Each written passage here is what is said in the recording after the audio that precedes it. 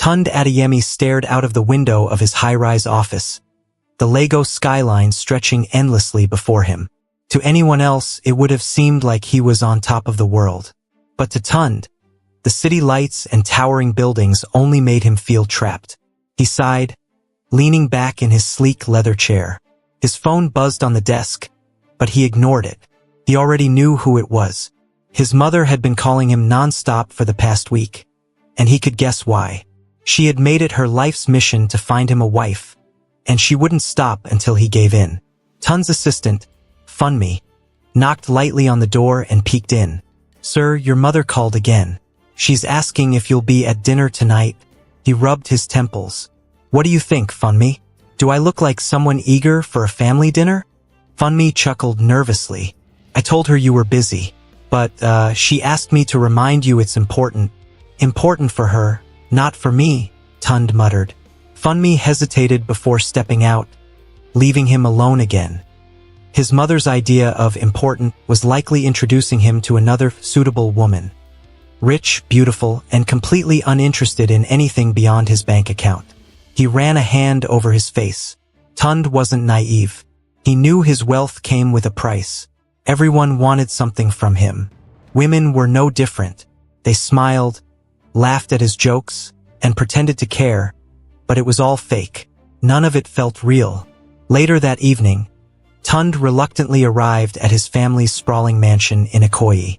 The house was a monument to their success, with marble floors, crystal chandeliers, and walls covered in expensive art. He barely had time to sit before his mother, Mrs. Adeyemi, appeared, looking every bit the matriarch she was. "Tund," she began, her tone both warm and firm, "you know why we're here." He sighed. "Let me guess. Another matchmaking attempt?" She ignored his sarcasm and gestured to the dining table, where a young woman sat, perfectly poised. "This is Yemisi Alabi," his mother said, her voice brimming with pride. "Her father owns Alabi Holdings. I thought you two might connect." Tund forced a polite smile as he shook Yemisi's hand. She was beautiful, no doubt, with flawless makeup and a designer dress. But there was something about her that felt cold. Her smile didn't reach her eyes, and her laugh sounded rehearsed. As dinner progressed, Tund's suspicions were confirmed.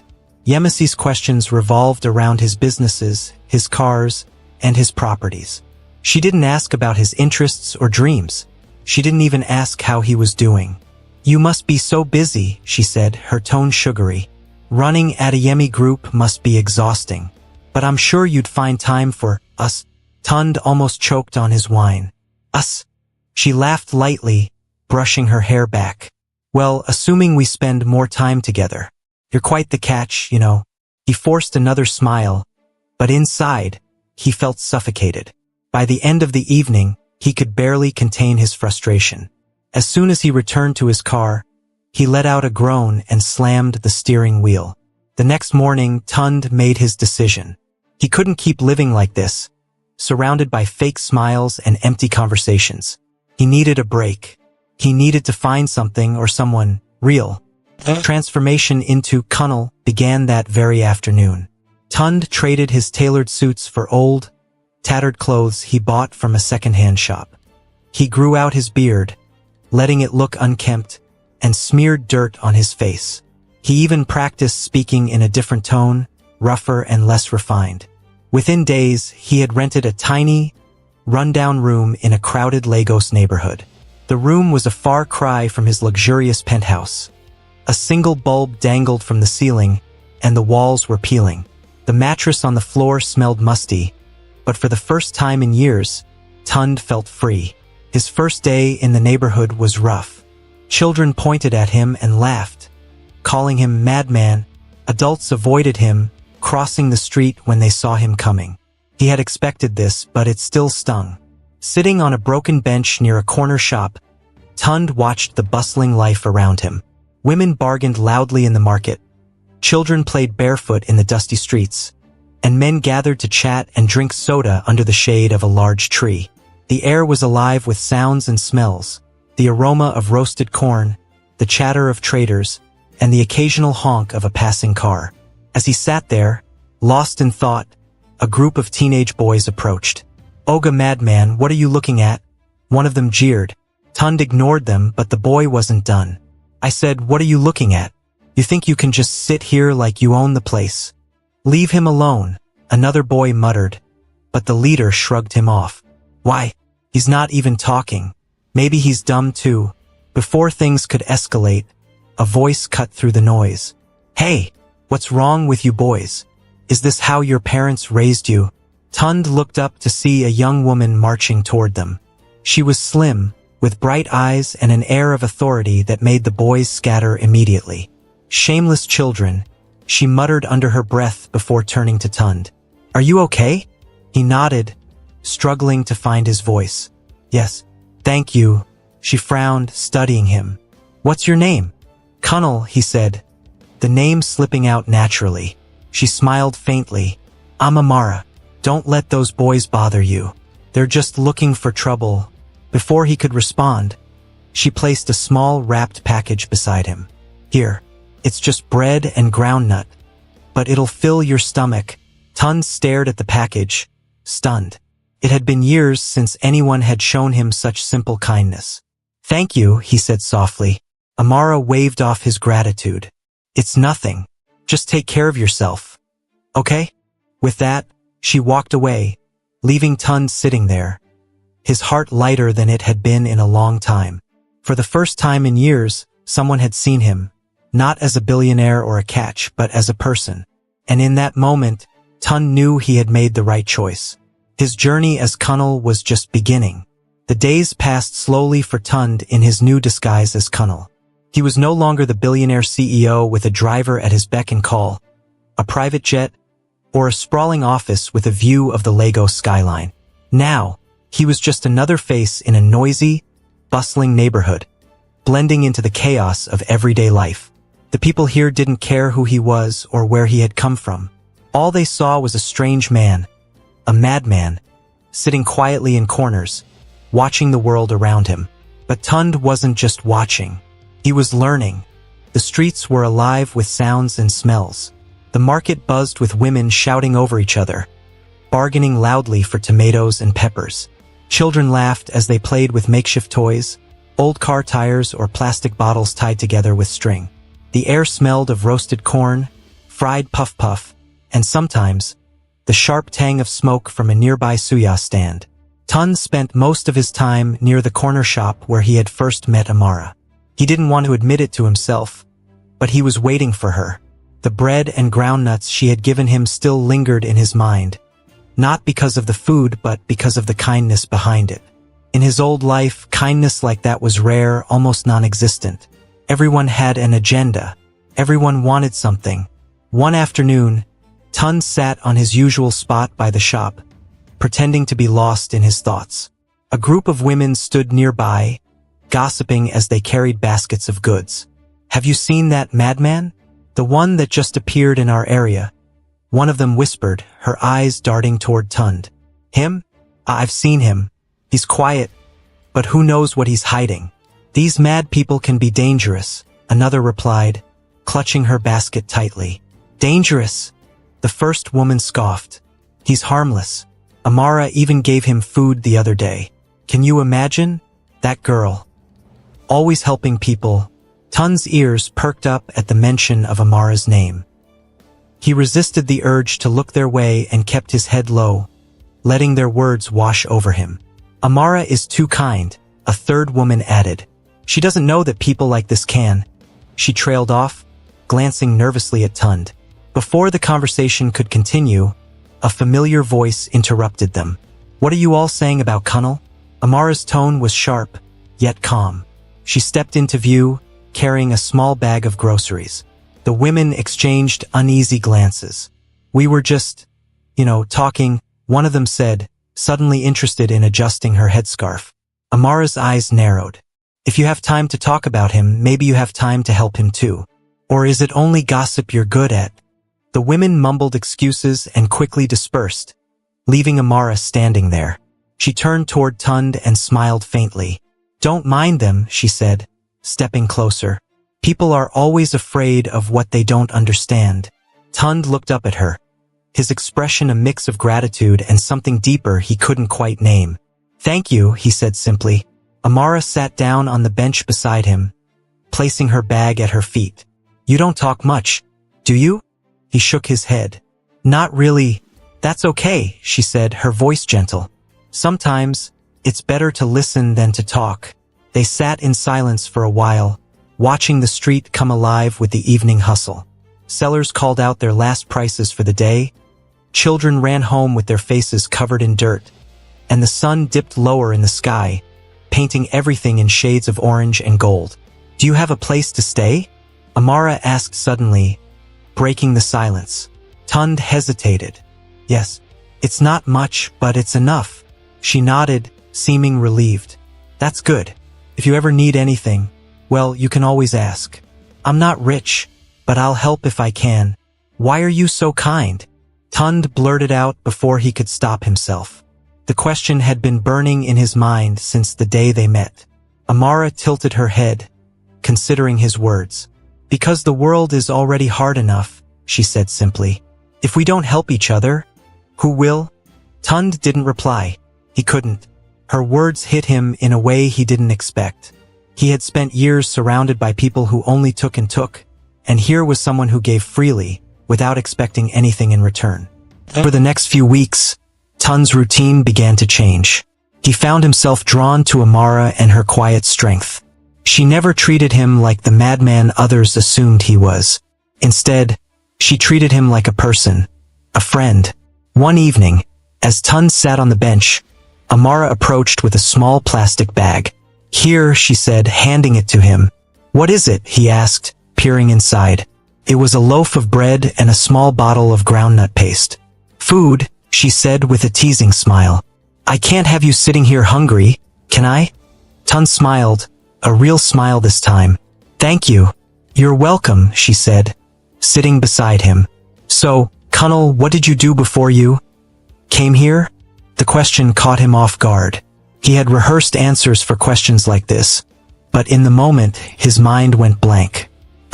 I did some work, here and there." Amara raised an eyebrow. "Work? What kind of work?" "Nothing big," he said quickly. "Just odd jobs." She didn't press further, sensing his discomfort. Instead, she changed the subject. "You know, there's a lot you could do around here. The community could use someone to help out. Maybe you could join the market boys or the cleaning crew." Tund chuckled softly. "You want me to sweep the streets?" "Why not?" she said, laughing. "Work is work. At least it'll keep you busy." "I'll think about it," he said, though he had no intention of joining a cleaning crew. Still, her suggestion made him smile. As the weeks turned into months, Tund began to see the world through new eyes. The neighborhood, with all its noise and chaos, felt more alive than any boardroom or cocktail party he had ever attended. And Amara, she was the center of it all. Her laughter, her determination, and her kindness made him feel things he hadn't felt in years. But he couldn't shake the feeling that he was living a lie. Every time Amara looked at him with trust in her eyes, it felt like a weight pressing down on his chest. He wasn't Cunnel. He was Tund Adeyemi, a billionaire pretending to be someone he wasn't. And sooner or later, the truth would come out. Life in the bustling neighborhood continued, with its never-ending noise and movement. Children's laughter mixed with vendors shouting their prices, and the occasional honk of a car horn punctuated the air. Tund, still playing his role as Cunnel, had found some rhythm to his days. But today was different. Amara wasn't in her usual cheerful mood. Tund first noticed it when he saw her walking down the street, her shoulders slumped. She carried her usual bag of groceries, but her steps were slower, and her head hung low. Something was wrong. He waited for her to pass, then called out, "Amara." She stopped and turned to him, forcing a smile. "Cunnel, you're here early today." "I'm always here," he said with a small grin, trying to lighten her mood. "But you don't look happy. What happened?" Amara hesitated, then shook her head. "It's nothing. Just one of those days." Tund frowned. "It doesn't look like nothing. Talk to me. Maybe I can help." She sighed and sat down on the bench beside him, setting her bag on the ground. It's my mother, she said quietly. Her health is getting worse, and the hospital bills keep piling up. I don't know how much longer I can keep this up. Tun's heart sank. He had known about her struggles, but hearing it in her voice made it real. Is there anything I can do? He asked. Amara shook her head again. You've already done enough by just listening. Thank you, Colonel. But this is something I have to handle myself. You don't always have to handle everything alone, he said gently. Sometimes, it's okay to let people help. She smiled faintly but didn't reply. Instead, she stood up and picked up her bag. I should get going. My mother is waiting for me. Tund watched her walk away, feeling a mix of frustration and helplessness. He wanted to do more for her, but how could he, without revealing who he really was? That evening, Tund found himself pacing in his small room. Amara's words echoed in his mind, and he couldn't shake the image of her worried face. He knew he couldn't just sit back and do nothing. The next morning, he made his way to the market, hoping to find something that could cheer her up. After wandering through the crowded stalls, he spotted a small wooden carving of a tree, its branches spreading wide like they were reaching for the sky. It was simple but beautiful, and it reminded him of Amara. Strong, grounded, and always reaching for something better. When he arrived at her house, he hesitated for a moment before knocking. Amara opened the door, surprised to see him. Colonel, what are you doing here? I wanted to give you something, he said, holding out the carving. I thought it might make you smile. She took it from him, her eyes widening. It's beautiful. Thank you. But why did you? Because you've done so much for me, he said quickly. It's just a small way to say thank you. Amara's expression softened. You didn't have to do this, but I really appreciate it. He smiled. I'm glad you like it. For a moment, they stood there in silence, the warmth between them growing. Then, from inside the house, a weak voice called out, Amara? Amara's face changed instantly, worry replacing her smile. I have to go. My mother needs me. Tund nodded. Of course, I'll see you later. As she closed the door, Tund felt a pang of guilt. He had the means to help her and her mother, but he was stuck in this disguise, unable to do anything meaningful. He couldn't keep pretending forever. Sooner or later, he'd have to tell her the truth. The following week, Amara's struggles became more apparent to Tund. He often saw her running errands, her face drawn and tired. One day, he decided to follow her discreetly to see if there was anything he could do to help. She went to the pharmacy first, where she argued softly with the pharmacist about the price of her mother's medication. I'm sorry, but that's the cost, the pharmacist said, shaking his head. We can't lower it any further. Amara looked defeated as she handed over the money. Tund's chest tightened. He wanted to step in, but he knew it would only raise questions. Instead, he decided on a different approach. That night, Tund called one of his most trusted employees, someone who had been with him for years. I need you to do something for me, he said. Of course, sir. What do you need? Tund explained the situation, giving strict instructions to keep everything anonymous. By morning, Amara would find an envelope on her doorstep with enough money to cover her mother's medical bills for the next 6 months. He didn't need her to know it was from him. He just wanted her to have one less thing to worry about. Next day, Tund sat on his usual bench, waiting for Amara to pass by. When she finally did, her face looked brighter, almost relieved. She stopped when she saw him and smiled. Good morning, Colonel. Morning, he replied. You seem happy today. She nodded. Something amazing happened. Someone left an envelope on my doorstep. It had money in it. Enough to pay for my mother's treatment. Tund feigned surprise. Really? That's wonderful. Do you know who it was from? She shook her head. No, there was no note, nothing. But whoever it was, I'm so grateful. He smiled, hiding the satisfaction he felt. You deserve it, Amara. You're always helping others. It's about time someone helped you. Her eyes softened. Thank you, Colonel. You always say the right things. As she walked away, Tund felt a mix of happiness and guilt. He was glad he could ease her burden, but the lie between them was growing. How much longer could he keep it up? The days rolled into weeks, and for a while, things seemed to settle down. Amara's mother's health improved, and the weight of worry on Amara's face started to lift. Tund, still posing as Kunnel, felt a small sense of accomplishment. His secret help had made a difference. But just as Tund began to feel more comfortable, a new player arrived in the neighborhood, shaking everything up. Started one warm afternoon. Tund was sitting on his usual bench by the corner shop, watching the neighborhood buzz with life. A shiny black car pulled up, its engine purring like a cat. Everyone turned to look, including Tund.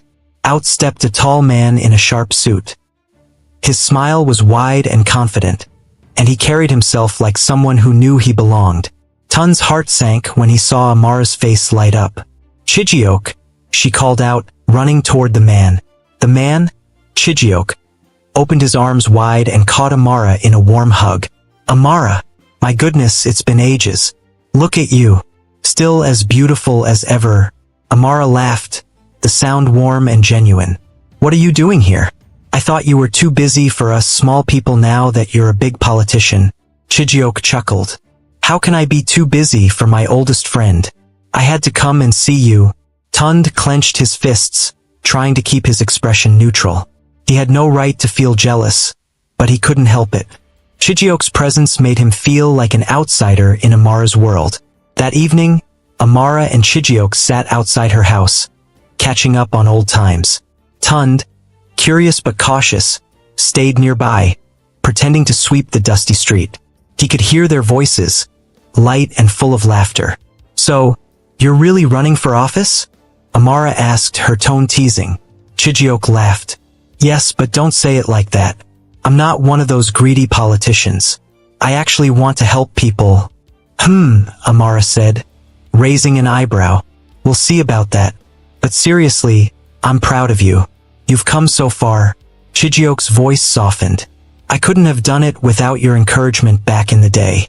You always believed in me, even when no one else did." Amara blushed. "Well, I'm glad you're doing well. You deserve it." The conversation moved to lighter topics, but Tund couldn't ignore the warmth between them. It was clear they shared a history, one that Tund couldn't compete with. For the first time, he felt truly out of place. The next morning, Tund was sitting on his bench again when Chijioke approached. "You're Kunnel, right?" Chijioke asked, his tone friendly but curious. Tund nodded. "That's me." Chijioke extended a hand. "I'm Chijioke, an old friend of Amara's." "Nice to meet you." Tund shook his hand, trying to hide his discomfort. "Nice to meet you too." Chijioke studied him for a moment, then said, "Amara speaks highly of you. She says you're quiet but kind." Tund shrugged. "She's kind to everyone. That's just who she is." Chijioke smiled. "True. She's one of a kind. That's why I came back, you know? To remind her of what we used to have." Tund's stomach tightened. "What do you mean?" Chijioke leaned against the bench, his voice dropping to a more serious tone. "Amara and we've known each other since we were kids. We were always close. And before I left for Abuja, I told her I'd come back for her. Now that I'm here, I plan to keep that promise." Tund's throat went dry. He forced a smile. "That's nice." Chijioke clapped him on the shoulder. "It is. Anyway, it was good meeting you, Kunnel. Take care." As Chijioke walked away, Tund felt a wave of frustration and doubt. He had thought he was making progress with Amara, but now it felt like Chijioke had come to claim what wasn't his to take. That evening, Amara found Tund sitting on the bench, staring at the ground. "Kunnel, are you okay?" she asked, her voice full of concern. He looked up at her, forcing a smile. "I'm fine. Just thinking." She sat beside him. "You've been quiet today. Did something happen?" Tund hesitated, then said, "Your friend, Chijioke. He seems nice." Amara laughed lightly. "He is. We've known each other forever. He's like family to me." "Family?" Tund repeated, his tone carefully neutral. Amara nodded. "Yes, we grew up together. He's always been there for me, and I'm glad he's back. Things feel normal again." Tund didn't know what to say. The way she spoke about Chijioke made it clear how much he meant to her. Do you have feelings for him? He asked before he could stop himself. Amara blinked, surprised. What? Why would you ask that? I don't know, Tund said quickly. It's just, you seem very close. Amara tilted her head, studying him. Kunnal, you're my friend too, and I care about you. But Chijiok and I, it's complicated. Let's leave it at that. Tund nodded, though her words didn't ease his worries. He watched her walk away, his mind racing. Chijiok wasn't just competition. He was a part of Amara's past, a part that Tund couldn't erase. Next few days were tense. Chijiok spent more time with Amara, and Tund found himself feeling more and more like an outsider. One evening, as the sun dipped low in the sky, he overheard a conversation that made his heart sink. Amara, Chijiok said, his voice soft but serious. I've missed you. Being here with you feels right, like I'm home again. Chijiok, Amara began, but he cut her off. Listen, he said. I know I left without saying much, but I'm here now, and I want us to try again. We were good together, Amara. Don't you remember? Tund couldn't hear her response, but the silence that followed felt like a punch to his gut. He stood up and walked away, unable to bear the thought of losing her to someone else. That night, Tund sat alone in his room, staring at the walls. His heart felt heavy, and his mind was a whirlwind of thoughts. He had come to this neighborhood to find something real, something true. But now, it felt like everything was slipping through his fingers. He knew he couldn't compete with Chijiok, not as Kunnal. The question was, did he have the courage to reveal who he really was? And if he did, would Amara still look at him the same way?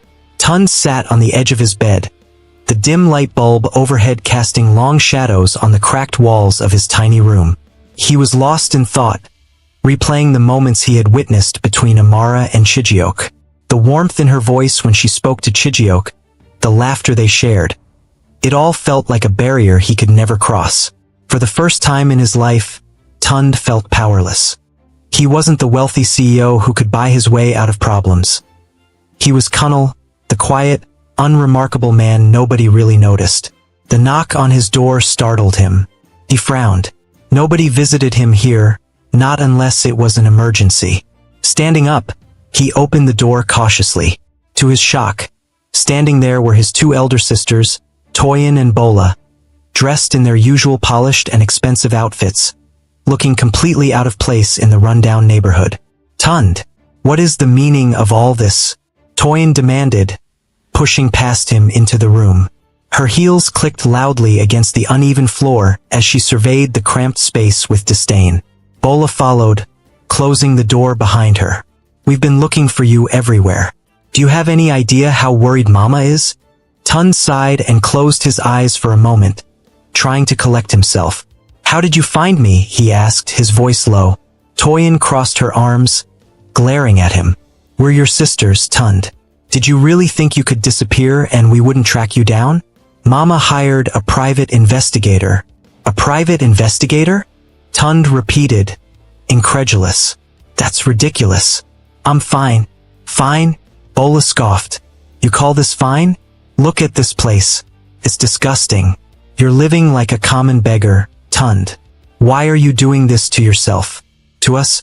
Tund ran a hand over his face, feeling a headache coming on. I'm not doing this to hurt anyone. I needed a break. Okay? I needed to get away from all the expectations, all the fake people. I needed to find something real. Toyin raised an eyebrow. And you think living in a slum and pretending to be a madman is the way to do that? You wouldn't understand, Tund muttered, sitting back down on the bed. Bola stepped closer, her voice softening slightly. Maybe we don't understand, but Mama is worried sick. She thinks something terrible has happened to you. You need to come home and explain this to her. She's even planning another meeting with Yemisi and her family.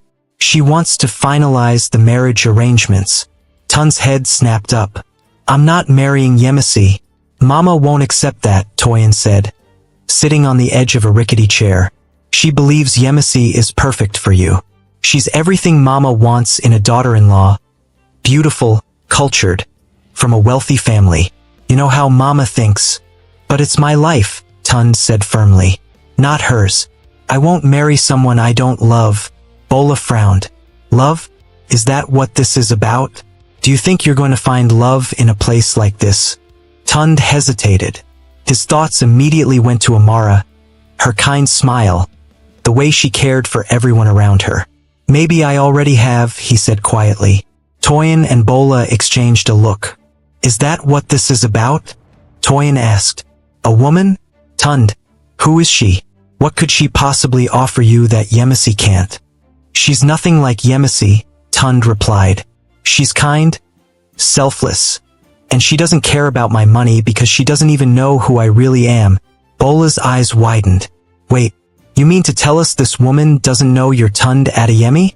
She thinks you're just some random guy? Yes, Tund said, and that's how I want it to stay. For once in my life, someone likes me for who I am, not for what I have. Toyin shook her head. This is madness. You can't live like this forever. Sooner or later, she'll find out, and then what? Do you think she'll be okay with the fact that you lied to her? Tund didn't answer. The truth was, he didn't know. The thought of losing Amara's trust terrified him, but he couldn't bring himself to leave her world just yet. As the sun set, casting a golden glow over the neighborhood, Amara walked down the street carrying a bag of groceries. She noticed the sleek black car parked near Tund's room and frowned. It was out of place, too polished for their dusty roads. Her curiosity got the better of her, and she approached Tund's door. She knocked lightly, and Bola opened the door, startled to see her. Oh, hello, Amara said, her voice polite but cautious. I'm looking for Kunnel. Is he here? Bola glanced back at Tund, who was sitting on the bed, his face pale. Toyin stood beside him, her arms crossed. Yes, he's here, Bola said slowly, stepping aside to let Amara in. Amara's eyes flicked between Tund and the two women, sensing the tension in the room. Is everything okay? She asked. Tund stood up, forcing a smile. Amara. Yes, everything's fine. These are my sisters. Amara's eyebrows lifted in surprise. Your sisters? Yes, Toyin said, stepping forward with a warm but slightly strained smile. I'm Toyin and this is Bola. Kunnel has told us so much about you. Amara looked confused. He has? Tund cleared his throat. Amara, why don't we step outside for a moment? I need to talk to you. She nodded, still puzzled, and followed him out onto the street. The air was cool, and the sounds of the neighborhood hummed softly in the background. What's going on, Kunnel? Amara asked. Who are they? Why are they here? Tund hesitated, searching for the right words. They're my family. They came to check on me. They didn't know where I was until now. But why? Amara pressed. Why would your family be worried about you? You've never mentioned them before. It's complicated, Tund said, looking away. There are things about me I haven't told you. Things I'm not ready to explain. Amara's expression softened. Kunnel, you don't have to tell me everything right now. But whatever it is, I hope you'll trust me enough to share it when you're ready. Her words hit him like a punch to the gut. She was giving him the trust he didn't deserve, and it only made him feel worse. I will, he said quietly. I promise. Amara smiled faintly. Good. Now, let me get these groceries home before my mother starts wondering where I am. Tund watched her walk away, his heart heavy with guilt. He had come here to find something real, but the longer he stayed, the more tangled his lies became. He knew he couldn't keep this up forever. The question was, how much longer did he have before everything fell apart? Tund stood by the window of his small room, staring out at the dusty street.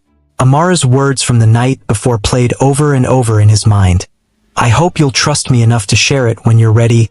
The weight of her trust felt heavier than anything he'd ever carried. His sisters had left, reluctantly, after extracting a promise from him to visit their mother soon. But the real problem remained, his lie. The neighborhood buzzed with life, as it always did, but Tund felt removed from it. He needed to do something, anything, to prove to Amara that she hadn't misplaced her faith in him. That evening, Tund saw Amara by her usual spot near the corner shop, her face lit with the orange glow of the setting sun. She was talking to a group of children, her laugh as warm as ever. He hesitated before approaching, his heart pounding in his chest. "Amara," he called softly. She turned and smiled when she saw him. "Cunnel, you're just in time. I was about to head home. Can I walk with you?" he asked, his voice quieter than usual. "Of course," she said, slinging her bag over her shoulder. They walked in silence for a while, the sounds of the bustling street fading into the background. Finally, Amara broke the quiet. "You've been different lately," she said, glancing at him. "Is something bothering you?" Tund paused, searching for the right words. "Amara, there's something I need to say. It's about my family. And me." Amara stopped walking and turned to face him. Her expression was a mix of concern and curiosity. "What is it, Cunnel?" Tund swallowed hard. He wanted to tell her everything, but the words wouldn't come. Instead, he said, I've made mistakes. Big ones. And sometimes, I feel like I don't deserve the kindness you show me." Amara frowned, her voice soft. "Cunnel, everyone makes mistakes. But that doesn't mean you're not worthy of kindness. You're a good person. I see it in the way you care for others, even if you don't realize it." Her words hit him like a wave, and he felt his resolve falter. How could he continue lying to her when she believed in him so completely? The next day, Tund decided to focus on something he could control. Amara's dream of building a community library. He'd overheard her mention it several times, and he knew how much it meant to her. If he couldn't be honest about himself just yet, he could at least help make her dream come true. He visited the local carpenter, an older man named Baba Musa, whose small shop was tucked away in a corner of the market. The scent of sawdust filled the air as Baba Musa worked on a wooden bench. "Good afternoon, Baba," Tund greeted, stepping into the shop. Baba Musa looked up and smiled. "Ah, Cunnel, what brings you here today?" Tund hesitated before saying, "I need your help with something. This is for Amara." The old man's eyes twinkled with interest. "Amara? She's a good woman. What do you have in mind?" Tund explained his plan to build shelves and tables for the library, keeping the details vague about how he'd fund the project. Baba Musa listened carefully, nodding as Tund spoke. "I can help with the woodwork," Baba Musa said, "but it'll cost some money for the materials. Do you have that covered?" "Yes," Tund said quickly. "Just tell me how much, and I'll make sure you have everything you need." Over the next few weeks, Tund worked closely with Baba Musa, helping where he could while keeping his involvement a secret from Amara. He wanted the library to be a surprise, something that would show her how much he believed in her dreams. It wasn't easy. He had to juggle his time carefully to avoid raising suspicion. One evening, as Tund carried a stack of wooden planks to Baba Musa's shop, he ran into Chijiok. The man's sharp eyes immediately noticed the planks. "Cunnel," Chijiok said, his tone curious. "What are you up to?" Tund forced a casual smile. "Just helping Baba Musa with some work." Chijiok raised an eyebrow. "You seem to be doing a lot of helping these days. First Amara, now this. Are you trying to prove something?" Tund's grip tightened on the planks. "I'm just trying to do what I can." Chijiok's smile didn't reach his eyes. "Well, whatever it is, I hope you know what you're doing. Amara deserves someone who can truly support her. Not just someone pretending to be a hero." The word stung, but Tund didn't respond. He watched as Chijiok walked away, his confident stride making Tund's insecurities flare up again. Finally, the day came when the library was ready. Baba Musa and his apprentices had done an incredible job, and the small space they'd chosen was transformed into a cozy haven for books and learning. Shelves lined the walls, filled with donated books Tund had secretly arranged to acquire.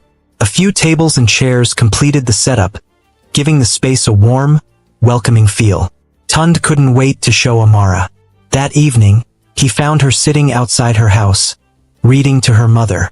The sight made his heart ache. Her selflessness, her strength, everything about her. "Amara," he called softly. She looked up and smiled. "Cunnel, what brings you here?" "I have something to show you," he said, his excitement barely contained. "Come with me." Amara glanced at her mother, who nodded encouragingly. "Go on, my dear," her mother said. Curious, Amara followed Tund through the streets until they reached the library. He led her inside, watching her face as she took it all in. Her eyes widened, and she covered her mouth with her hands. "Cunnel, this is..." She trailed off, tears filling her eyes. "It's for you," Tund said softly. "I know how much this means to you. Now the kids in the neighborhood will have a place to learn and grow, just like you dreamed." Amara turned to him, her voice trembling. "You did this? Cunnel, I don't even know what to say. This is the most thoughtful thing anyone has ever done for me." Tund smiled, relief and joy washing over him. "You don't have to say anything. Just promise me you'll keep believing in your dreams." She nodded, wiping her tears. "Thank you. Thank you so much." As they stood there, surrounded by the fruits of their efforts, Tund felt a glimmer of hope. For the first time in weeks, he believed that maybe, just maybe, things would turn out okay. The library quickly became the heart of the neighborhood. Children flocked to it after school, their laughter echoing through the small room as they flipped through colorful pages or sat around Amara, listening intently as she read aloud. The transformation was magical, and Tund's heart swelled every time he passed by and saw the joy it brought. Amara was radiant, her smile brighter than he had ever seen it. But just as the library brought light to the community, it also brought questions. Questions Tund wasn't ready to answer. One evening, Tund stood outside the library, watching the last of the children leave. Amara emerged shortly after, locking the door behind her. She turned and saw him, her face lighting up. "Cunnel, you're here late today," she said, walking toward him. He smiled. "I just wanted to see how things were going." "The library looks lively." "It's more than lively," Amara said, her voice filled with emotion. "It's everything I dreamed of and more. I still can't believe you did this. How did you even manage it?" Tund hesitated. He had rehearsed answers for this question, but none of them felt right. "I just wanted to help," he said simply. "You deserved it." Amara studied him, her eyes narrowing slightly. "Cunnel, you're always helping, always giving. But I don't know much about you. You've been here for months, and yet you're still a mystery." Tund's chest tightened. He knew this moment would come, but he wasn't prepared for it. "Amara, He trailed off, struggling to find the words. "You can trust me, Cunnel," she said softly. "Whatever it is, I won't judge you." Her sincerity made it even harder to lie. He looked away, his hands clenching into fists. "I'll tell you everything," he said finally. "But not now. I need more time." Amara frowned but nodded. "Okay, but don't take too long. Secrets have a way of causing more harm than good." The following week, the community organized a small ceremony to celebrate the success of the library. It was Amara's idea, a way to thank everyone who had contributed. She insisted that Cunnel attend, even though he tried to decline. "You're a big part of this," she told him firmly. "You can't hide in the shadows forever." So Tund reluctantly agreed. The ceremony was held in front of the library, with chairs arranged in neat rows and a small table set up as a stage. The entire neighborhood turned out, their faces glowing with pride and excitement. As the ceremony began, Tund sat in the back, trying to blend into the crowd. Chijioke, of course, was front and center, dressed sharply and smiling as if he owned the place. Tund's stomach churned every time he glanced at him. Amara took the stage, her voice clear and strong as she addressed the crowd. "This library is proof of what we can achieve when we come together as a community. It's not just a building. It's a place where dreams can grow. I want to thank everyone who helped make this possible. And there's one person in particular I want to recognize." Tund's heart sank. He had hoped to stay anonymous, but Amara had other plans. "Cunnel," she said, looking directly at him. "Please come up here." The crowd turned, following her gaze. Tund felt every eye on him as he stood slowly, his legs shaky. He walked to the front, his mind racing. What could he possibly say? When he reached the stage, Amara smiled at him, her eyes shining. "Cunnel, you've been a constant support. Not just to me, but to everyone here. Your kindness and generosity have touched us all. Thank you." The crowd erupted into applause, and Tund felt his face heat up. He He managed a small smile and nodded, but inside, he felt like a fraud. If they knew the truth, would they still applaud? As he stepped down, Chijioke approached him, his expression unreadable. "That was quite the moment," he said, his voice low. "But I can't help wondering, what are you hiding, Colonel?" Tun's jaw tightened. "I don't know what you're talking about." Chijioke's smile was thin. "Maybe not now, but secrets have a way of coming out, my friend. And when they do, we'll see who Amara really trusts." The ceremony ended with laughter and celebration, but Tund couldn't shake Chijioke's words. That night, as he lay on his bed, staring at the cracked ceiling, he knew he couldn't keep hiding. The longer he waited, the more it would hurt Amara when the truth finally came out. The next morning, Tund made a decision. He would tell Amara everything. No more lies, no more pretending. She deserved the truth even if it meant losing her. He found her at the library, organizing books. Her face lit up when she saw him, but her smile faded when she noticed his serious expression. "Colonel, what's wrong?" she asked, setting down a stack of books. He took a deep breath. "Amara, we need to talk. There's something I need to tell you. Something I should have told you a long time ago." She frowned, concern etched on her face. "Okay, let's sit down." They sat at one of the small tables, and Tund struggled to find the right words. "Amara, I haven't been completely honest with you. My real name isn't Colonel. It's Tund. Tund Adeyemi." Amara's brow furrowed. "Tund Adeyemi? That name sounds familiar." He nodded. "It should. I'm the CEO of Adeyemi Group. I'm not the simple man you think I am. I came here pretending to be someone else because I wanted to escape my life for a while. I wanted to find something real. And then I met you." Amara stared at him, her face a mix of shock and disbelief. "You lied to me? I didn't mean to hurt you," he said quickly. I didn't know how to tell you. And the longer I waited, the harder it became." She stood, her chair scraping against the floor. "So everything was a lie? Your name, your life, everything?" "Not everything," he said desperately. "My feelings for you are real. The library, everything I did, that was real." Amara shook her head, her voice trembling. "How can I believe anything you say now? You made me trust you, Colonel Tund, whoever you are. And now," she trailed off, tears filling her eyes. Tund reached for her, but she stepped back. "Amara, please. I never wanted to hurt you. I just wanted to be close to you." "Well, congratulations," she said bitterly. "You got what you wanted. Now leave." Her words cut deeper than any wound, but Tund knew he deserved them. He nodded slowly, his heart breaking. "I'm sorry," he whispered before walking out of the library, leaving Amara behind. Tund's heart was heavy as he walked away from the library. Amara's words echoed in his mind, each one cutting deeper than the last.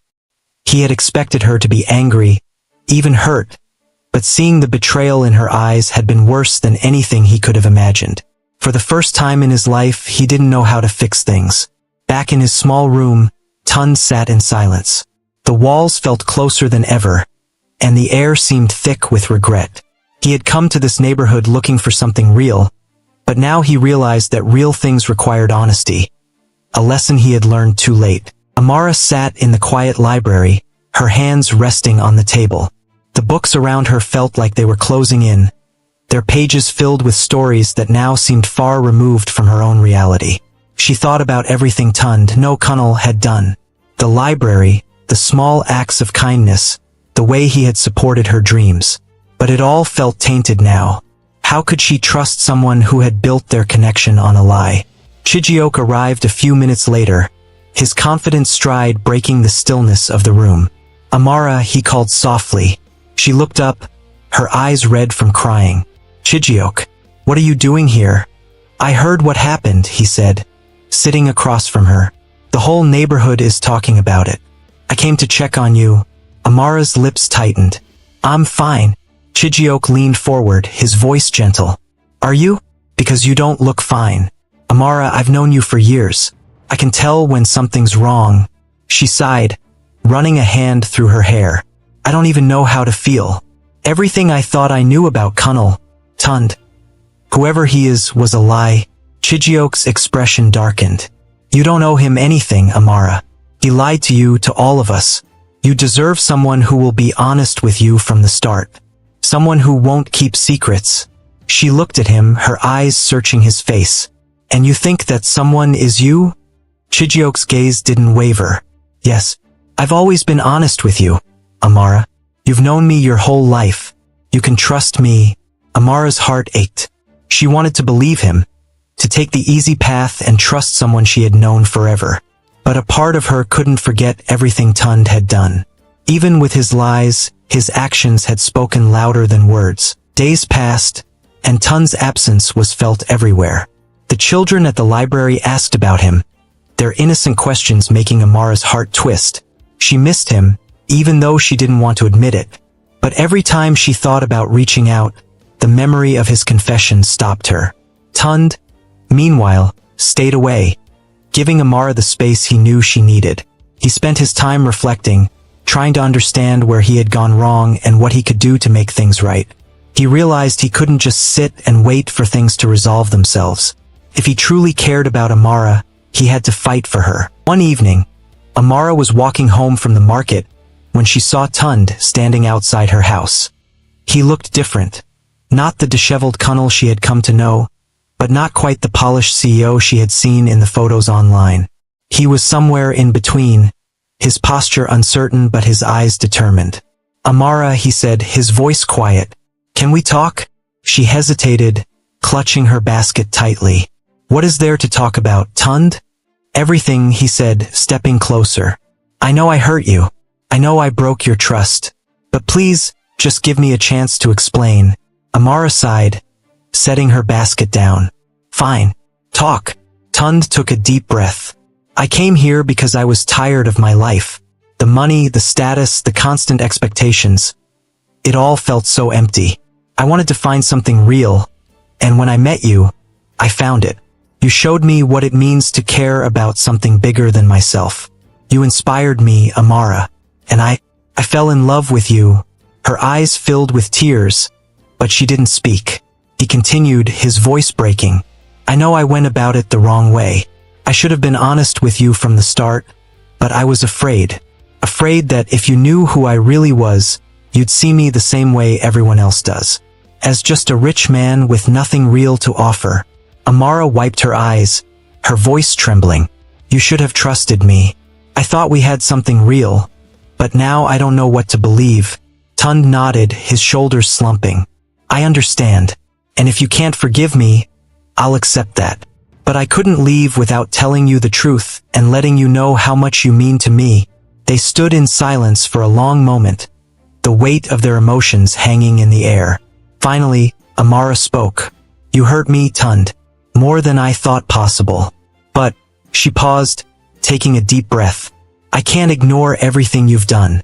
The library, the way you cared for my mother, the way you supported me. Those weren't the actions of a selfish man. Maybe there's still something real between us. Tund's heart lifted. Does that mean? Amara held up a hand. It means I'm willing to give us another chance. But it won't be easy.